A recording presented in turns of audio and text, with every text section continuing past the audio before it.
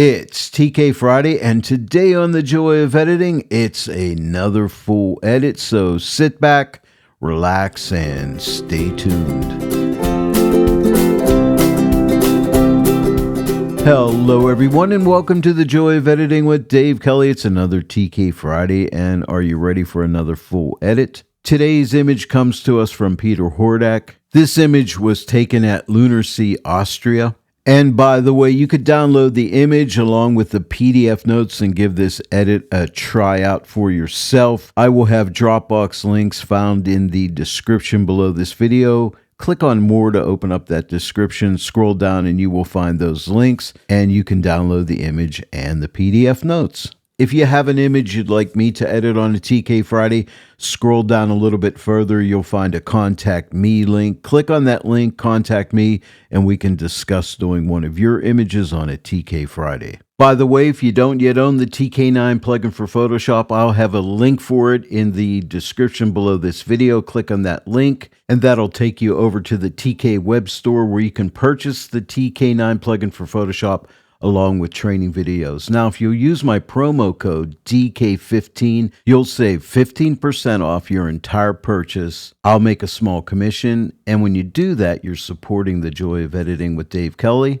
and you're saving money. Well, let's go ahead and dive right in. As always, I start out here in Lightroom. As you can see, I've used a linear profile for Peter's camera, an Olympus EM1X. Did some basic adjustments. I basically want a nice flat image going into Photoshop as far as detail, a little bit of sharpening with some masking, and no noise reduction. This image was shot at ISO 100. I don't really need noise reduction.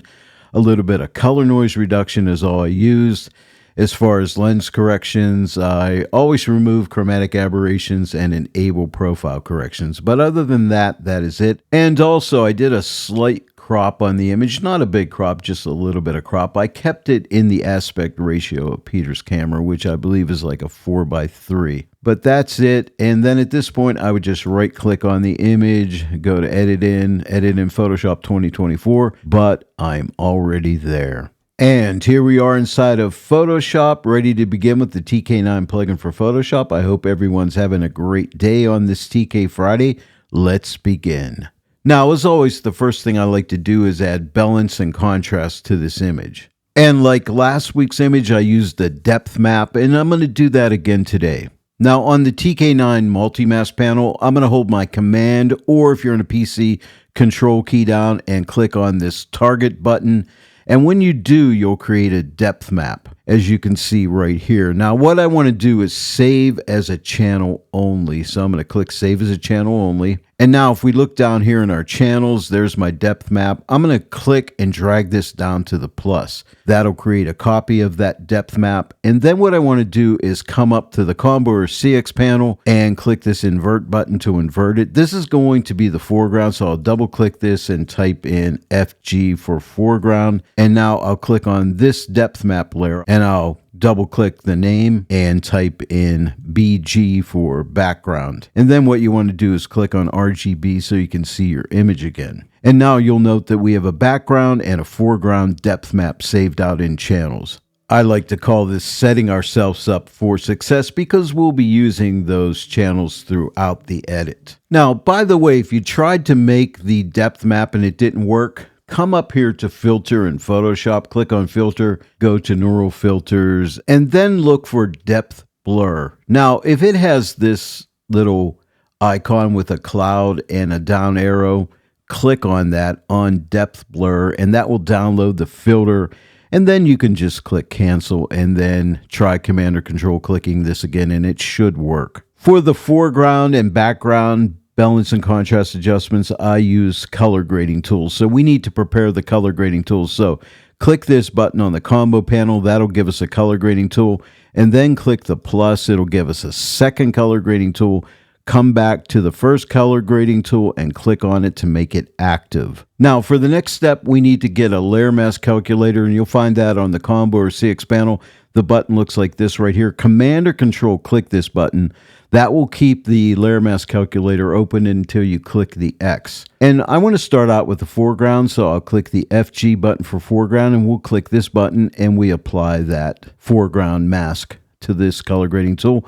Now click on the top color grading tool, click on BG for background, click the same button, and now we have the background mask. And now let's make the first color grading tool layer active, which is for the foreground. And at this point, we could go ahead and click X to close the layer mask calculator. I love the layer mask calculator. If you do too, let me know in the comment section below. And now we can make some adjustments. I'm going to start out with midtone, so I'll click on the midtone button on the color grading tool.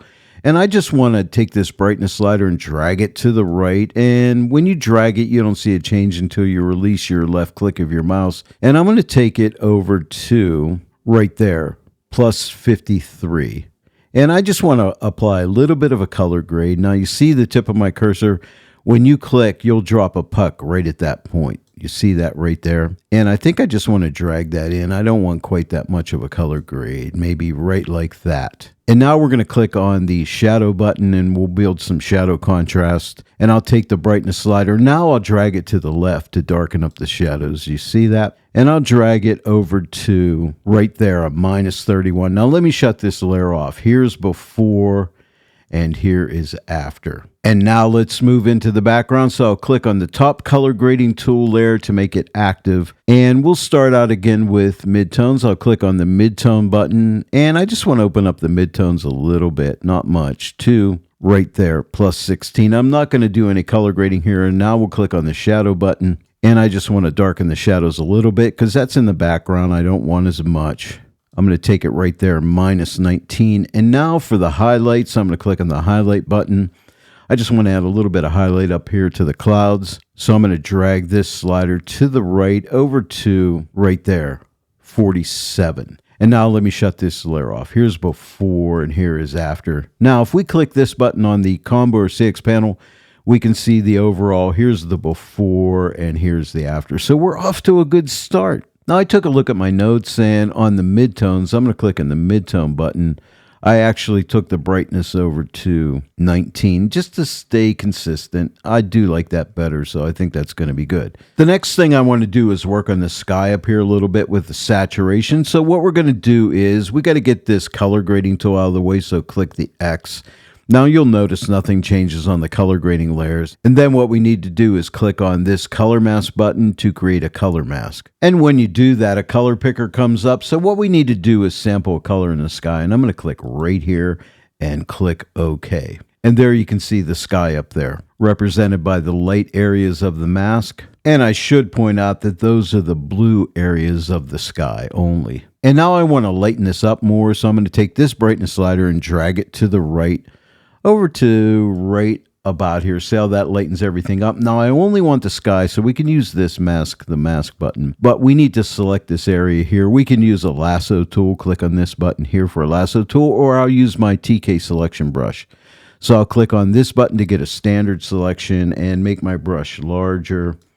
And what I'm going to do is just paint on this area of the sky that I want. And you see that magenta overlay comes up there. And then click this button again, and you've made your selection. And now we can click this button to mask the mask. And now we're greeted with a Gaussian blur dialog box. And the reason for this, you can add feathering to the edge if you need it, but I don't need it. So it's defaults with no feathering. I'll just click OK. And now we have a mask that is only targeting the blue areas of the sky. And now we need to decide, how do we want to output this mask? Well, I want to work with saturation, so I'll click the hue saturation button.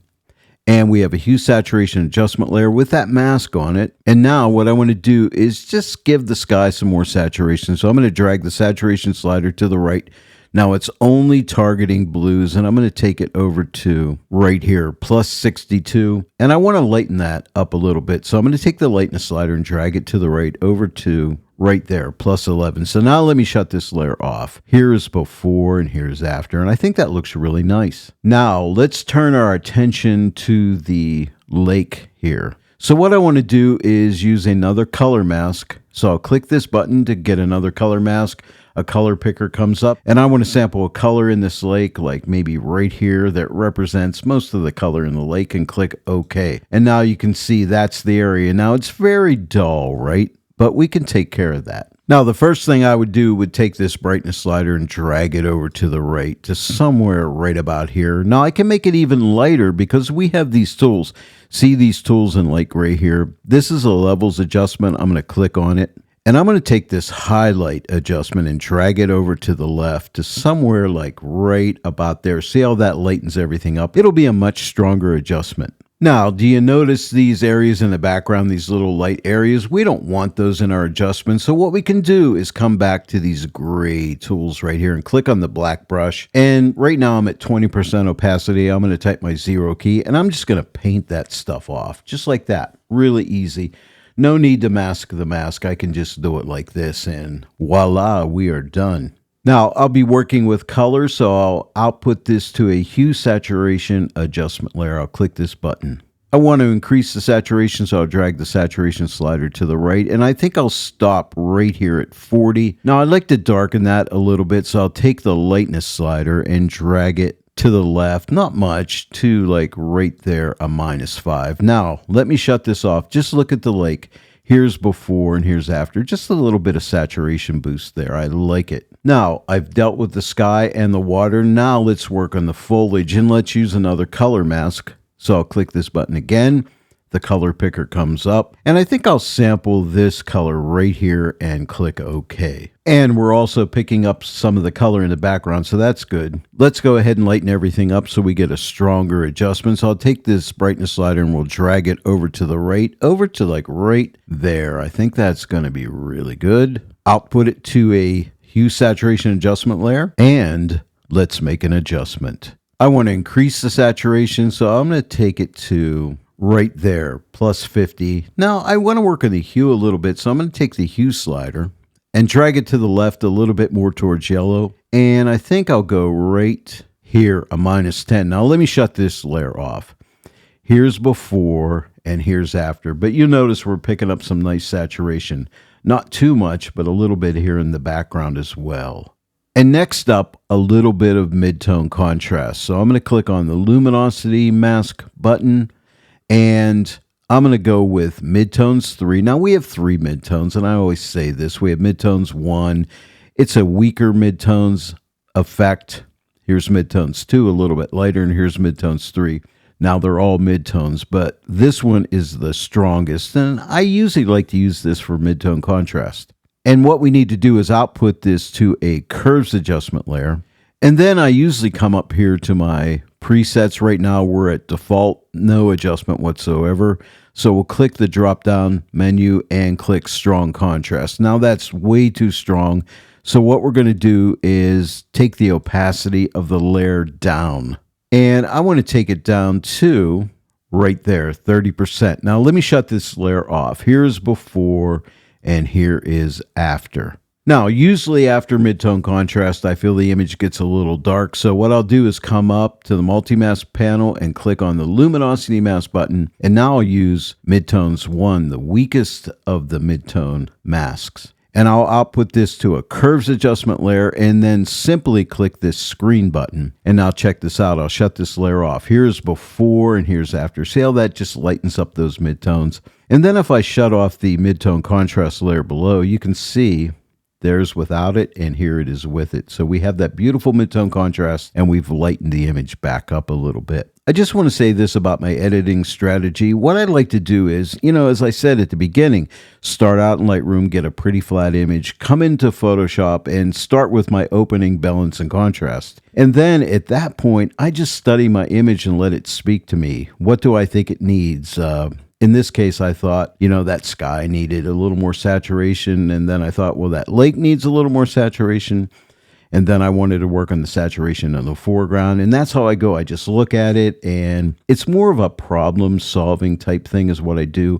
And I just want my image to look as beautiful as it can when it's all said and done. So I just study it and I just keep going. It's trial and error. I try things. Sometimes things don't work. Sometimes they do. Sometimes I need to take a different approach, use a different adjustment, and so on and so forth. So just in case you're wondering, Dave, how do you figure this all out? That's the way I do it anyway. Now, at this point, I'm looking at the image and I'm thinking I'd like this foliage area in the front to be a little bit lighter. So I'll figure a way to do that. The first thing I tried was a zone mask. So I clicked on the zone mask button, selected this tone in the grass, outputted it to a dodge tool, and tried to dodge through a selection. I was not happy with the result, so I thought, what else might work? And so I put on my thinking cap, and I thought, well, it's color. I want to work with foliage, so let's try a color mask. So I clicked on the color mask button, and again, selected a tone like right here, clicked OK. And then I took this brightness slider and drug it to the right to lighten everything up to like right about there. I'm only interested in the foreground foliage, so I don't want the background. So I can use Mask the Mask, and I could use my TK selection brush, or I could click on my lasso tool, just lasso around this area right like so. And then click this button to mask the mask. I don't need any feathering, so I'll just click OK. And then output it to a curves adjustment layer. And I want to lighten, so I figured I'm going to try this. It may work. I'm going to click the screen blend mode button, which lightens, and it lightened it up, and I really liked it. But I thought it was too light, so I took the opacity back to like right there, 55%. Now let me shut this off. Here's before and here's after. Isn't that cool? Now, next, I'm looking at the image and I'm thinking, I got a lot of nice foreground here and some of the mountain back here. I'd like to bring out some detail. And I'm going to use the camera raw filter to do this. So I'm going to hold my Command or Control key down, click this button. This gives me a smart object and stamps all my layers together. Now, it's important that I stamp my layers together because I need to send a pixel layer into the camera raw filter, and the smart object gives me the ability to go back into the camera raw filter if I feel I need to make a readjustment. Now, if you don't Command or Control click on this button, you will just turn whatever layer you have into a smart object, by the way. And next, I'll click the ACR button to go into the camera raw filter. And you want to use effects. If your effects aren't open, just click on effects. I'll just be working with texture and clarity. I'll take the texture slider and drag it over to the right there, plus 40. And now we'll go to clarity, and I'm going to drag this over to right here, plus 20. And you can see all the detail I've brought out, and I'll click OK. But remember, we have a depth map, so what I can do is click on my layer mask calculator, click on foreground, and click this button to apply it. And now when I shut this layer off, you'll notice you'll get more of the effect in the foreground area here, less in the background. Due to the depth map, I'll shut this off. Here's before, and here's after. Now, hopefully you can see this. I'll shut it off one more time. Again, here's before and after. Now, if you'll notice this dirt path here, I think it's a little too light. It's really drawing my eye, and I don't like that, so I want to darken that up a little bit. I'll burn it.